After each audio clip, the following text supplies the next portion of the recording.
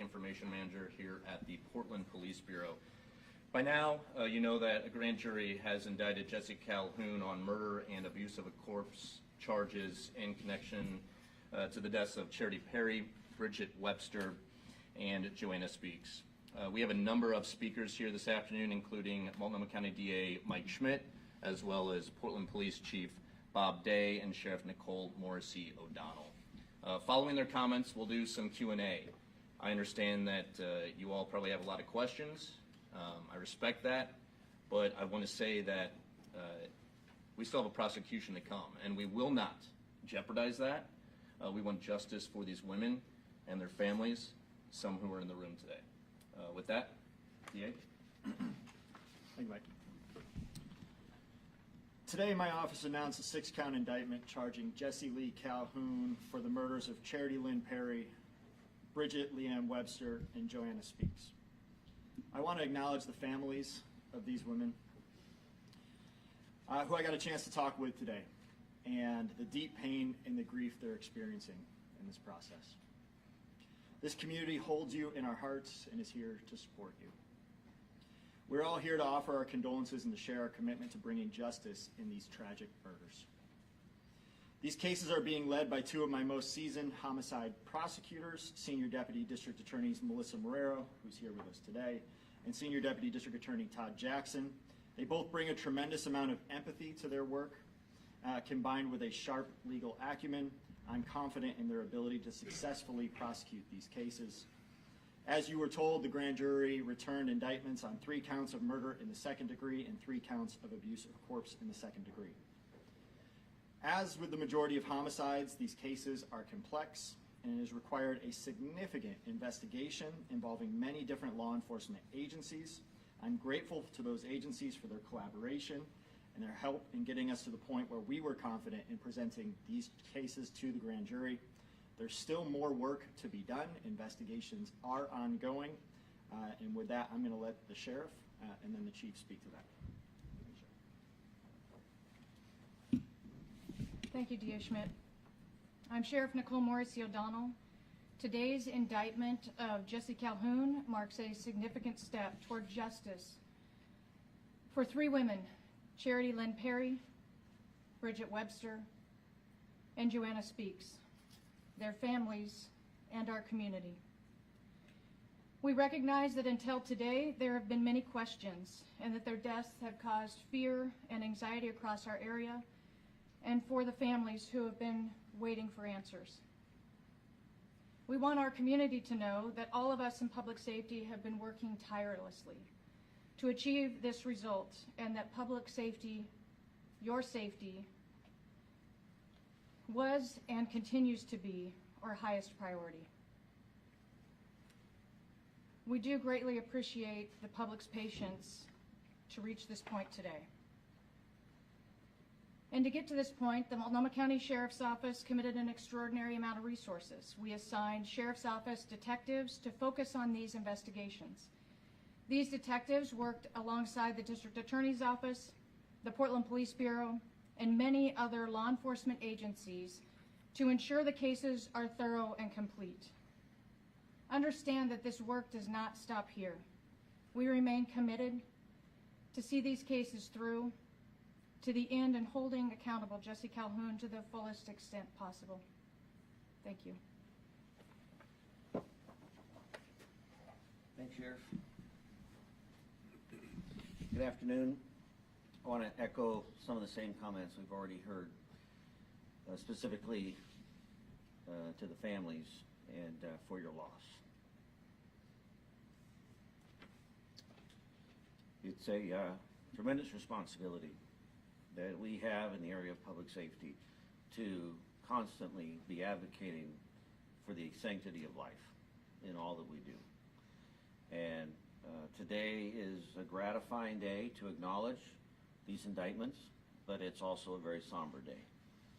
A day to remember the lives lost and the sacrifice that these families are experiencing in that loss. And although we cannot bring them back, we will do our very best to find justice and resolution in this process on your behalf. I do want to emphasize and recognize, as already mentioned, the extensive collaboration that went into this investigation. The Portland Police Bureau's partnership with agencies behind me, as well as several in the Tri-County area, is ongoing, but has been extensive. And we've been engaged from the very beginning, taking strong investigative steps, marshaling all the resources that we have to bear to come to successful conclusion, or at least a successful point in time as we are right now, certainly not a conclusion. And we're 100% committed to continuing this work around this case and any other information that might become available. So just know that we're not done, and we are very much aware of the impact this has had on our community as a whole. And our desire here today is to message to those, as the sheriff said so well, that we are engaged, we take this responsibility seriously, and we intend to continue our commitment to provide the highest level of safety to the community. Thanks. All right, thank you, Chief, thank you, Sheriff, and thank you, DA Schmidt. We do have some time for some Q&A. Again, the investigations are ongoing. The prosecution is still to come. We will not share information that jeopardizes any of them. That would be incredibly harmful. With that, please state your name and who you'd like to ask a question to. Connor, we'll start with you. Connor McCarthy with Fox 12. I know there are two other women who were kind of lumped in throughout the year. They were named on the indictment. Are those cases still under investigation at this time? To anyone that can answer that question. Mike? Yes, there are continuing to be investigations ongoing. So what the grand jury has returned is the evidence that we presented on those cases, and other cases continue to be investigated. So I think there were three other women, Kristen Smith, Ashley Leal, and an unidentified women. Are all three of them still being investigated in connection with Jesse Calhoun? I'll let my senior deputy talk to that about that. Hi, good morning. We are still very much investigating the deaths of Kristen Smith and Ashley Rial with our partners here, as well as the Clackamas County DA's office and other investigators. The sixth woman we have determined was not a homicidal death, and so the sixth woman is not at this point being investigated further. And then the last time there was an update on this case, Joanna Speaks was not being linked with Calhoun. I know that you can't reveal too many details of this investigation, but can you share anything about why she was added to the people who were linked with this person? Evidence presented to the grand jury and evidence obtained by the investigators led us to that link and resulted in the indictment. So at this point, we do feel confident moving forward with charges involving Ms. Speaks and Mr. Calhoun and his involvement in her death. Can you speak to at all what connected the women to Mr. Calhoun, even generally without compromising the case? Unfortunately, given the nature of the ongoing investigation, I can't answer that question at this time. Would you anticipate any federal charges? I know one of the women, I think it was Ms. Speaks, body was found in Washington State. Do you expect any federal, like, kidnapping charges? I'm also not able to speak to that at this time. Ariel Selkirk, Coin 6. Did the jury consider any charges beyond murder and abuse of a corpse? And could there be more charges in the future? The grand jury indicted on all of the charges that they considered at the time.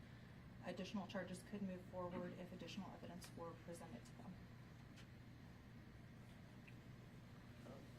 Either for you or DA Schmidt, could you please address the timing of this indictment in light of the fact that it comes literally days before an election, also weeks before Calhoun was due to be released? Thank you. The timing of the grand jury convening was set last year. The arrest of Mr. Calhoun was not directly related to these charges, and so we knew, because he had been arrested, we knew that his release date would be coming in early June. We knew that we would need to move forward with an indictment by that time. The date of the specific indictment was based on the date that we concluded testimony. The grand jury voted yesterday. We met with the families and informed them of the decision, and then immediately released that here. From our perspective, the election had nothing to do with why we chose to do it at the time we did, or the speed at which the investigation went forward. The collection and development of evidence is what controlled that completely. I think all of our investigative partners would agree and would confirm that we had discussed a mid-May grand jury proceeding well before the election politics were raised as it related to this case. Was there any concern that he would potentially be released prior to an indictment? I'm not sure. Was there any concern that he might be released from the Department of Corrections prior to this indictment? We knew what his release date was, and so we knew the date that we had to move forward. Of course, we had to have a certain amount of evidence in order to be able to present that to the grand jury to ensure that we were able to charge him prior to that date. That the investigation into all of these cases is still very much ongoing. Just to be clear, once his sentence with DFC is finished, where does he go? Pardon? Where does he go once his DFC sentence is? We anticipate he'll be transported back to Multnomah County. So he's gonna finish out the rest of his time in state DOC and then come back to Multnomah County? That I can't answer. Do you expect to prosecute these cases together as one? The grand jury returned a single indictment, so at this point, Mr. Calhoun will be charged on one charging document. Couple more questions if you have them. Can you speak to Calhoun's relationship with these women, how he knew them, any link in how they knew each other? Due to the nature of the ongoing investigation, unfortunately, I can't provide that information at this time. In looking at the charge of murder in the second degree, can you provide any explanation as far as what factors may have come into play in determining murder in the second degree versus murder in the first degree, for those who don't have a general understanding of how the statute's written? Sure, there are very specific requirements in order to get to an indictment of murder in the first degree, factual things that we have to be able to prove. The evidence that was presented to the grand jury at this point supports a murder in the second degree charge. Were we able to indict on murder in the first degree, we would have sought that. At this point, the investigations are ongoing. If something changes, that's a possibility, but we have to go with what the law says, and the grand jury has to vote on what the actual elements of the charge are. When is the arraignment set? We don't have a date yet. Are there any other people being investigated as a person of interest in this case? That I can't answer at this time. Can you say when you first got the inkling that he may have been responsible for one of the homicides or more? That I also can't answer at this time. That's Melissa Marrero, Senior Deputy DA. That's MELISSAMARRERO. Lastly, again, anyone with information about Jesse Calhoun is urged to reach out to our detectives. They are mentioned in the release that went out this morning from the Multnomah County DA's office. With that, I thank you for attending. Appreciate it. I think one of the family members wanted to speak. Oh, she did. Please come forward. And this is Diana Allen. No, I'll add that. But just because not all of these girls have their charges have been brought up yet for the other families does not mean that we aren't still standing beside them.